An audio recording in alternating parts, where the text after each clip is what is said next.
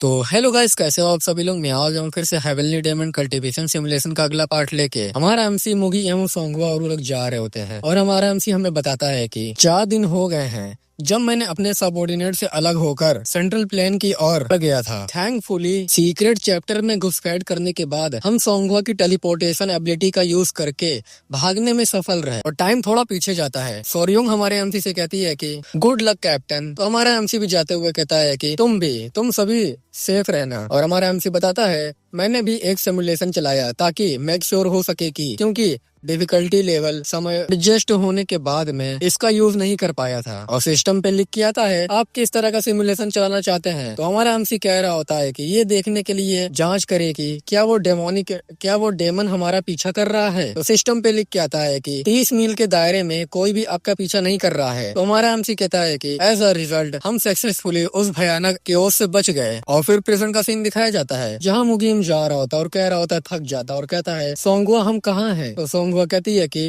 हमें जल्दी सेचोन से आगे निकल जाना चाहिए। और सिस्टम पे लिख के आता है कि अगर आप डिजाइनेटेड एरिया को छोड़ देंगे तो आप अपनी कॉम्बैट स्टाइल खो देंगे। तो हमारा एमसी ये देख के अपने मन में कहता है कि एक डिजाइनेटेड एरिया जब मैं फुट सोल्जर का पालन कर रहा था और एक पैदल सैनिक की तरह काम कर रहा था तो उस समय के बारे में सोचो। सेचोन वो सबसे दूर का प्लेस था जहाँ मैं कभी गया था। क्या इसका मतलब ये है कि अब मुझे किसी से फाइट करने का खतरा नहीं होगा। मुझे कॉम्बैट स्टाइल को खोने से नफरत है, लेकिन तथ्य ये है कि मैंने सिस्टम द्वारा निर्दिष्ट एरिया छोड़ दिया। इसका मतलब ये है कि मैं भी इसके कंट्रोल से बच निकला हूँ, इसलिए वो वास्तव में एक अच्छी बात हो सकती है। हालांकि मुझे यकीन है कि सिस्टम इतनी आसानी से हार नहीं मानेगा, लेकिन तथ्य ये है कि मैंने सिस्टम द्वारा दूसरी तरफ सोंगवा हमारे एमसी से कहती है कि कैप्टन आप क्या सोच रहे हैं। तो हमारा एमसी भी उससे कहता है कि ओह कुछ भी नहीं, चलो फिर हम लोग चलते हैं। फिर हमें 1 मंथ बाद का सीन दिखाया जाता है और एक सिटी को दिखाया जाता है जहाँ एक लड़की कह रही होती है कि लिहान क्या तुम इसके बारे में श्योर हो, शायद किसी असाइनमेंट से मदद मांगना अच्छा विचार नहीं है। तो वो बंदा कहता है कि लिमी मैं तुम्हारी वरी समझता हूँ, लेकिन ऐसे समय भी आते हैं जब सबसे तुच्छ योग्यताएं भी अत्यंत जरूरत हो सकती है और ऐसा लगता है कि यहाँ का सैमन काफी अच्छा है। और वो बंदा बताता है कि जब ली की बेटी मौत के कागार पर थी लेकिन सैमन ने उसे लगभग तुरंत ठीक कर दिया और उसने सुपरवाइजर यू को उसका खोया हुआ बेटा ढूंढने में भी मदद की। तो लीमी कहती है कि लेकिन ये तो एक मेड लक था, हो सकता है कि मेजेस ने भूमिगत सेक्ट के कुछ बदमाशों से यू के बेटे का पता लगाने की मदद मांगी हो या फिर उसने ली की बेटी के बारे में किसी डॉक्टर से सलाह ली। तो लिहान कहता है कि फिर भी ये अपने आप में एक प्रकार की प्रतिभा है ना। फिर वो लोग एक घर के अंदर आते हैं और वहाँ पर एक बच्चा बैठा हुआ होता है और वो कहता है कि अब और हम देखते हैं कि ये और कोई नहीं सोंगवा होती है और वो कहती है कि तुम यहाँ क्या लेकर आए हो, क्या तुम यहाँ मेरे साथ घूरने की प्रतियोगिता करने आए हो, चलो बोलो भी। अब तो बोलने ही वाला होता है लेकिन तभी वो लड़की उसको रोकते हुए कहती है कि रुक जाओ अभी। तुम सोंगवा से पूछती है कि क्या तुम हमें बता सकती हो कि हम आज यहाँ क्यों आए हैं। तो सोंगवा बताती है कि ऐसे समय समय पर होता रहता है, कुछ लोग मेरी एबिलिटी को परखने की जरूरत महसूस करते हैं। और उसको बताता है कि ठीक है तो फिर मुझे देखने दो। और उन लोग को देखता है, वो बोलता है मैं समझता हूँ कि तुम एक वॉर फैमिली से हो, है ना। तो ये बात सुन के वो दोनों चौंक जाते हैं और कहते हैं कि तुम ये सब कैसे जानते हो। तो सोंगवा कहती है कि अगर तुमने ढेर दरबारी पोस्कस पहन रखी है, मैंने देखा कि ये सामग्री उसी प्रकार के रेशम की है जिसका यूज शाही घराने किया करते हैं, इसलिए मैंने मान लिया कि तुम ऐसे फैमिली से हो जिसे दिखावा करना पसंद है। और फिर भी तुम दोनों की आंखों में इतनी तीव्र चमक है, इसलिए मैंने अनुमान लगा रहा हूँ कि तुम अभी एडवांस लेवल तक नहीं पहुँचे हो, क्योंकि इस बात के स्पष्ट संकेत है कि तुमने टेक्निक और प्रैक्टिस किया है। इसी से मुझे पता चला कि तुम एक ऐसे पर्सन हो जो मेंटली रूप से हेल्दी हो। वॉर फैमिली, तो तुम बताओ अब तुम लोग यहाँ क्या करने आए हो, किस तलाश में आए हो। ज्यादा घबराओ नहीं, मुझे ये पता लगाने के लिए किसी मेंटल एबिलिटी की जरूरत नहीं होती है। तुम्हारे जूतों पर लगी गंदगी की मात्रा से अंदाजा लगाते हैं। मैं कह सकता हूँ कि तुमने बहुत कम समय में बहुत ज्यादा जर्नी की है और ये देख कर कि तुम मेरे पास आए हो, मैंने स्वाभाविक रूप से ये मान लिया कि तुम किसी को खोज रहे होगे, है ना। तो ये बात सुन के लिहान खुश हो जाता है और कहता है कि हाँ तुम सब कुछ सही कह रहे हो। तो लिमी भी कहती है कि अगर आप मुझे साफ साफ बोलने की इजाजत देंगे, हम एक एक्सट्रीमली एडवांस डेमन मास्टर की तलाश में हैं। तो सोंगवा कहती है कि एक एडवांस डेमन मास्टर, लेकिन आसपास कई फेमस स्वॉर्ड एकेडमी और मार्शल आर्ट स्टूडियो है, तुमने मेरी सलाह क्यों ली है? तो लिहान कहता है कि ओ वेल, इन इलाकों में सुकयोंग जोंग नाम का एक आदमी है, वो मोनम जोंग फैमिली का हेड है। पहले तो वो उसकी प्रेमिका थी, लेकिन जैसे ही उसका हेल्थ खराब हुआ, उसने अपना असली चेहरा दिखाना शुरू कर दिया। तो सोंगवा कहती है कि क्या तुम संयोग से उसका कोई बेटे हो? लिमी भी हिचकिचाते हुए कहती है कि हाँ वो। तभी सोंगवा कहती है कि मुझे अनुमान लगाने दो, अपने बेटे को अलग पारिवारिक हेड बनाने का प्रयास कर रही है और तुम अवश्य उसके असली पुत्र होगे। तो लिहान कहता है कि ये सही है। तुम्हारी जानकारी के लिए बता दो कि मोनम जोंग फैमिली के अधिकांश मेंबर पारंपरिक रूप से विद्वान रहे हैं। तो सोंगवा कहती है कि मुझे लगता है कि मैं समझ गया कि यहाँ क्या हो रहा है, ये एक फैमिली और एक वॉर फैमिली के बीच संघर्ष है। तो बोलता है कि हाँ कम या ज्यादा हमने फील किया कि ये सबसे अच्छा होगा कि अगर एल्डर की परिषद सिचुएशन में मदद करे, और उन्होंने प्रस्ताव रखा कि हम इस मामले को डुअल मैच में सुलझा लें। हर साइड अगले 2 सप्ताह के अंदर लड़ने के लिए 3 वॉरियर को चूज कर सकता है। जो भी साइड जीतेगा उसे अंतिम विजेता माना जाएगा। तो सोंगवा कहती है कि क्या ये डुअल जरूरी है? एक विद्वान फैमिली के रूप में क्या ये तुमको नुकसान में नहीं डाल सकता? तो लिहान कहता है कि हमारे पास और कोई रास्ता भी तो नहीं है। तो लिमी भी कहती है कि वो पहले से ही अपने हाथ की हथेली में एल्डर लोगों को रखते हैं। सही तौर पर ये इस बात का रिजल्ट है कि क्या किसी सिचुएशन में उपयुक्त मास्टर को बुलाया जा सकता है, लेकिन ये एक बहाने से ज्यादा कुछ नहीं है। उन्होंने इसे सिर्फ इसलिए चुना क्योंकि उन्हें पता है कि हमारे पास जीतने का और कोई रास्ता नहीं है। वो इस तथ्य का फायदा उठा रहे हैं कि हम में से अधिकांश विद्वान है और मुरीम से बहुत ज्यादा परिचित नहीं है। तो सोंगवा कहती है कि बेसिकली हमें ऐसे वॉरियर की जरूरत है जो वॉर में किसी को भी हरा सकता है। तुमने कहा था कि तुमको 3 लोगों की जरूरत है ना? क्या तुमको अभी तक एक भी नहीं मिला? तो लिहान भी कहता है कि नहीं, अभी तक हमारे पास 2 वॉरियर हैं। तो सोंगवा कहती है कि ओह अच्छा, मैं समझ गया। तो लिहान कहता है क्या तुम नहीं जानना चाहते कि वो कौन है? तो सोंगवा कहती है कि क्यों,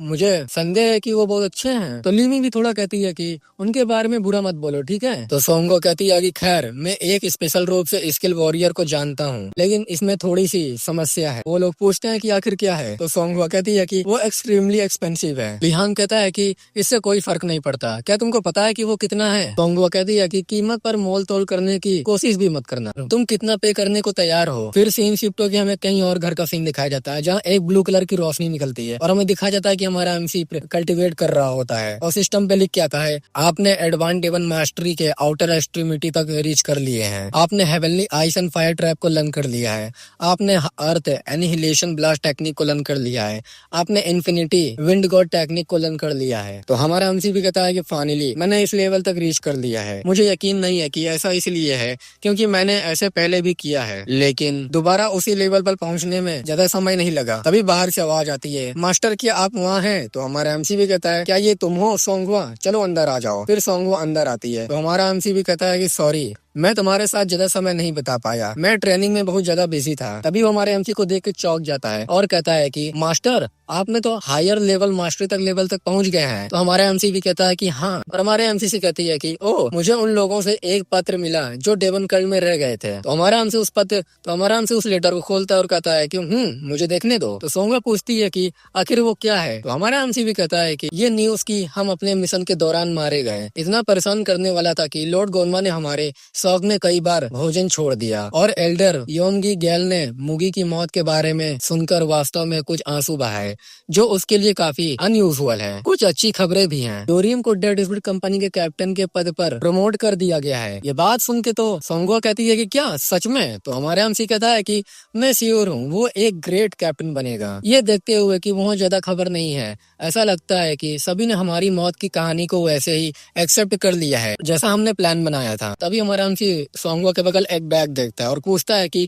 वैसे वो क्या है? तभी वो खोलती है तो उसमें एक बुक और कुछ गोल्ड कॉइन्स रहते हैं। तो हमारा एमसी शॉक हो जाता है और कहता है कि हमने ये सब पहले ही इकट्ठा कर लिया है। तो सोंगवा भी कहती है कि हाँ सर, बिजनेस फल फूल रहा है और मुगी भी बहुत मेरी मदद कर रहा है। तो हमारा एमसी भी कहता है कि मुझे तुम पर बहुत गर्व है सोंगवा। तो वो बोलती है कि मेरे पास आपको दिखाने के लिए एक और चीज है। तो वो कुछ पिल निकालती है। तो हमारा एमसी कहता है क्या ये स्पेशल पिल है? तो वो बताती है कि हाँ सर, एक सौंप शिकारी ने अपनी अपनी समस्या सुलझाने के बदले में मुझे ये दिए थे। उनमें से एक को रेड एम्परर पिल कहा जाता है। उन्होंने कहा कि ये एक पारिवारिक विरासत है और दूसरी को ग्रास रूट पिल के नाम से जाना जाता है। तो हमारा एमसी कहता है कि अच्छा मुझे एक बार इसे देखने दो। तभी सिस्टम पे नोटिफिकेशन आता है, आप इन्हें अपनी सूची में नहीं डाल सकते हैं, वो चीजें इतने वैल्यूएबल नहीं है कि इन्हें स्पेशल पिल माना जाए। तो हमारा एमसी सोंगवा से कहता है कि मैं इन्हें मुगी को दे दूंगा। वो देखने में तो काफी अच्छे लगते हैं लेकिन उनका कोई खास मूल्य नहीं है। तो सोंगवा कहती है कि क्या सौंप शिकारी ने मुझे धोखा दिया? तो हमारा एमसी कहता है कि स्कैम नहीं, बिल्कुल नहीं, वो अभी भी पूरी तरह से अच्छी पिल है। इसके अलावा जरा इस बात पर गौर करो कि तुमने इतने कम समय में कितना पैसा कमाया है। मैं तुम्हारे जैसे डिसाइपल के लायक हूँ। अपनी तारीफ सुन के सोंगवा खुश हो जाती है और कहती है कि आपका बहुत बहुत शुक्रिया, और हमारे एमसी को देती है। और हमारा एमसी कहता है कि बहुत बढ़िया। सिस्टम पे लिख के आता है आपने 50 गोल्ड कॉइन प्राप्त कर लिया है। टूल बॉक्स में 1890 गोल्ड कॉइन हो गए हैं। तो हमारा एमसी अपने मन में कहता है कि मेरे पास अब केवल 1890 गोल्ड कॉइन है। 1 मिलियन सोना कमाना आसान नहीं होगा। और गाइस मैं तुम लोग को बता देना चाहता हूँ हमारा एमसी क्यों 1 लाख सोना कमाना चाहता है। तुम लोगों ने पिछला एपिसोड देखा होगा तो हमारे एमसी को कुछ वेपन्स चाहिए होते हैं जो कुछ 1 मिलियन का होता है। हमारा एमसी दूसरी तरफ बुक उठाता है और सिस्टम पे लिख के आता है हमने सेमेन की ट्रिपल फ्लोर शॉर्ट टेक्निक प्राप्त की है। तो हमारा एमसी भी कहता है कि वाओ, तुम्हें ये कहाँ से मिला? तो सोंगा बताती है कि ये लेटर मुझे 4 दिन पहले एक मैजिक फैमिली के डिसाइपल से उसकी समस्या का समाधान के लिए मिला था। तो हमारा एमसी कहता है कि अच्छा ऐसा है। और हमारा एमसी उसको पढ़ते हुए अपने मन में कहता है कि रुको, विंडो क्यों नहीं दिखाई दी? क्या तुम कह रहे हो कि मैंने कुछ न्यू सीखा? ऐसा पहले कभी नहीं हुआ। और पेज पलटता रहता है और हमारा एमसी कह रहा होता है कि ये सभी शॉर्ट टेक्निक के लिए एक जनरल गाइड है। इस बुक में स्वॉर्ड की सभी बुनियादी बातों जैसे वॉर करना और छुरा घोंपने के बारे में जानकारी दी गई है। मुझे बिलीव है कि अदर टेक्निक भी प्रोबेबली काफी सरल और सीखने में आसान है। अब मैं देखता हूँ तो तुम जितनी ज्यादा शिद्दत से मार्शल आर्ट सीखना चाहते हो उतना ही ज्यादा इम्पोर्टेंट है बातों पर वापस जाना। मैं ये नहीं कह सकता कि मैंने बुनियादी तलवार टेक्निक में पूरी तरह महारत हासिल कर ली है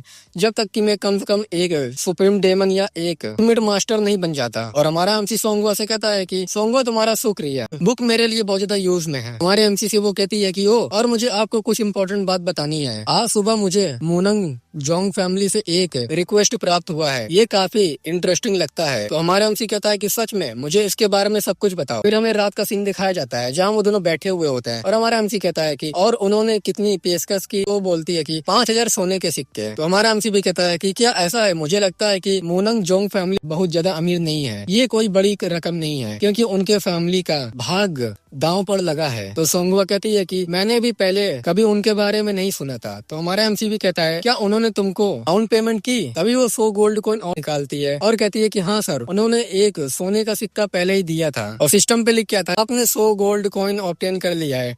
टूल बॉक्स में अब आपके पास 1990 गोल्ड कॉइन हो गए हैं। और सोंगवा कहती है तो फिर क्या आप ऐसा करने जा रहे हैं सर? तो हमारा एमसी कहता है कि मुझे ऐसा ना करने का कोई रीजन नहीं दिखता। फिलहाल मैं उनसे मिलने जाऊंगा और देखूंगा कि क्या बातचीत की कोई गुंजाइश है, शायद मैं और भी बड़ा सौदा कर सकूं और उनसे ज्यादा पैसे प्राप्त कर सकूं। मैंने अभी अभी एक बड़ा मिशन पूरा किया है और मोगी के पास बहुत समय है। सोंगवा कहती है कि क्या आप मोगी को भी अपने साथ ले जा रहे हैं सर? तो हमारा एमसी कहता है कि बिल्कुल, हम तीनों एक साथ जाएंगे। तो बोलती है कि मैं जा रही हूँ। तो हमारा एमसी कहता है कि ये सही है, तो फिर कस्टमर कहाँ है? तो सोंगवा बताती है कि वो बाहर अपनी गाड़ी के पास इंतजार कर रहे हैं। तो हमारा एमसी भी कहता है कि सच में? तो चलो मोगी को जगाओ और लेके चलो उसको भी, मैं एक और अनदर एडवेंचर के लिए रेडी हूँ। वो अभी कहती है कि मैं भी सर।